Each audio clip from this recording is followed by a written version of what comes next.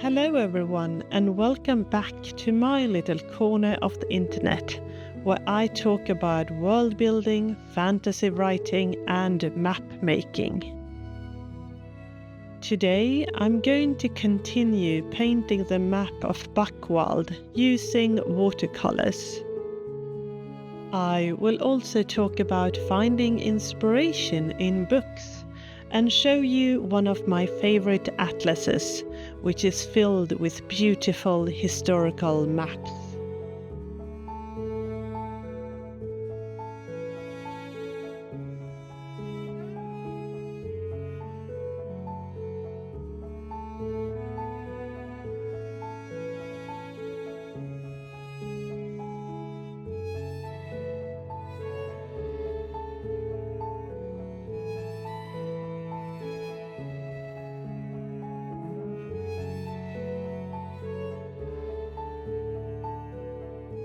I was going to show you one of my favorite art shops here in London, where I moved last year, but the spring weather has been rather unpredictable and today it's raining again.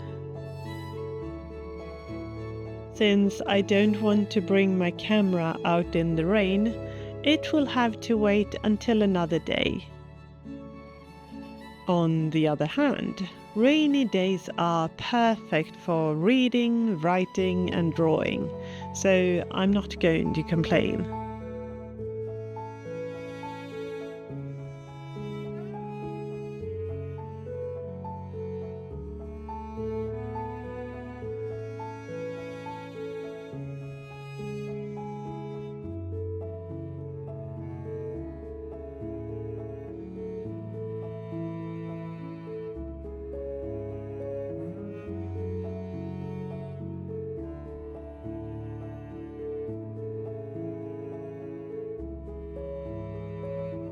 This is the map of Buckwild that I'm currently working on.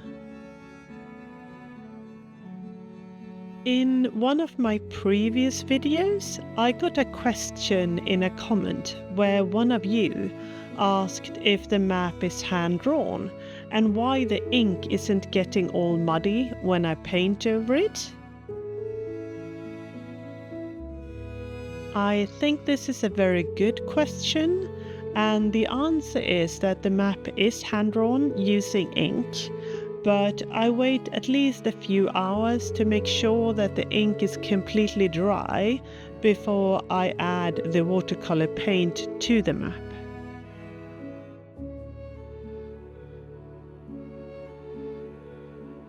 I also use hot press paper, and the ink is a specific type of permanent ink. So even if I apply a very generous amount of water, it won't smudge. If you have another question about my maps or world building, feel free to leave a comment below. I really enjoy reading them.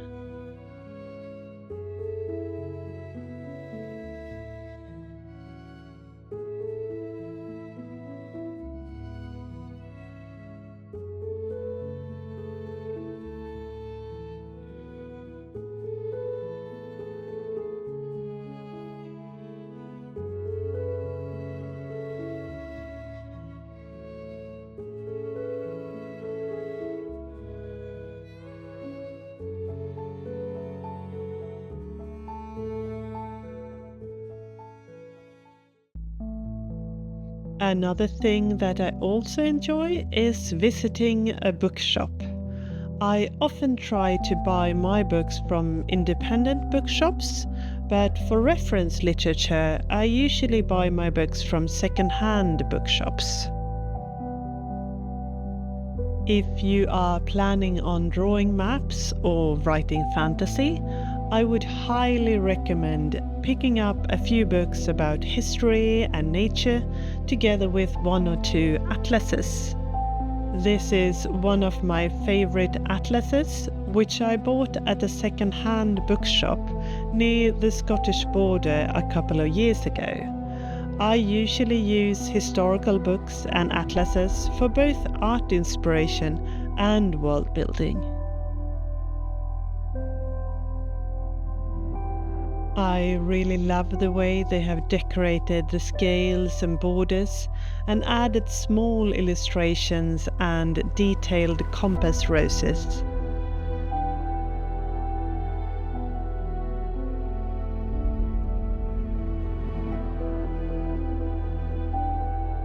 I have always found historical maps being both interesting and inspiring. It is fascinating for me to think about how people saw the world a couple of 100 years ago, and it makes me wonder how the people in Eastern Farraway would see their world.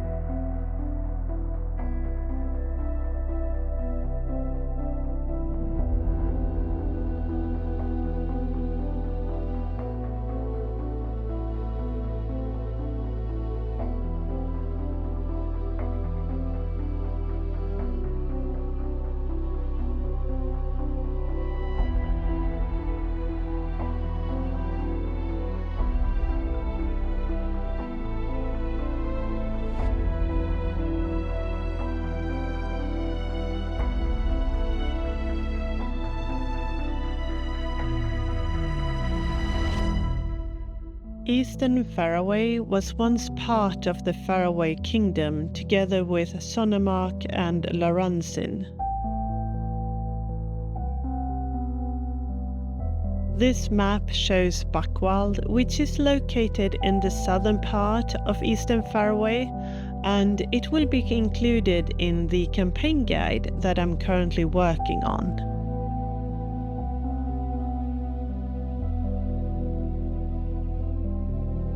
While the northern part of Buckwild is quite mountainous, the southern part consists of billowing hills and forested areas. The largest part of the forest area is called the Silver Woodlands, which is located south of Rabbit Hills.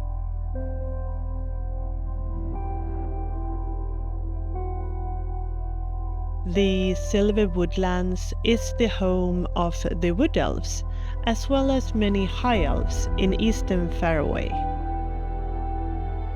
The largest town in the Silver Woodlands is called Redbridge, or Seleminthia in Elvish, which means blessed by the stars.